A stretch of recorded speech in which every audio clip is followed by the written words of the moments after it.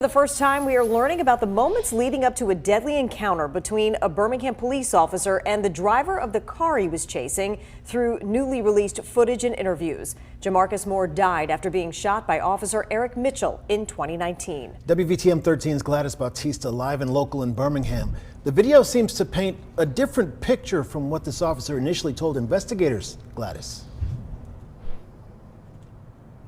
Yeah, good evening, Guy and Sherry. And this comes just weeks after a multi-million-dollar win in court for Moore's family and that injured passenger. But lawyers for the victim say while Officer Mitchell is still employed with the Birmingham Police Department as a patrol officer, this newly released video and audio appears to contradict what he initially told Internal Affairs investigators about what led up to that shooting.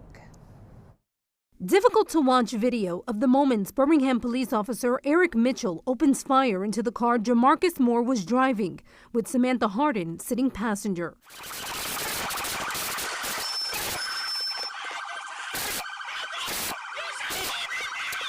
This was back in 2019, the deadly end of a 20-minute police chase that spanned 9 miles from Inslee to Hueytown.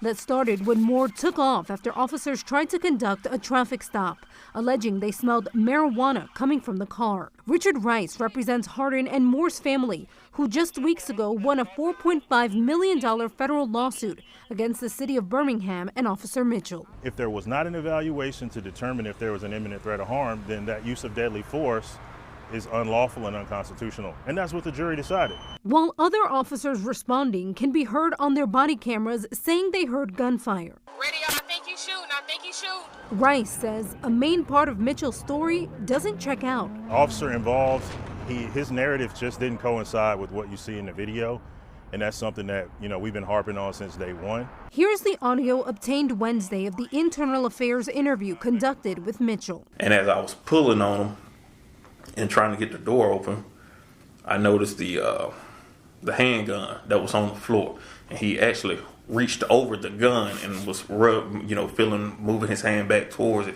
That's when I let him go, drew my weapon, and discharged my gun. But in this video, it appears Officer Mitchell immediately begins firing through the closed window into the car prior to making contact with Moore inside. Officer Mitchell fired 4 shots in total, killing Moore and injuring Hardin. Even with a victory in court, Rice believes more could have been done as he prepares for more litigation in the future. At this point, internally, I don't think he's been held accountable.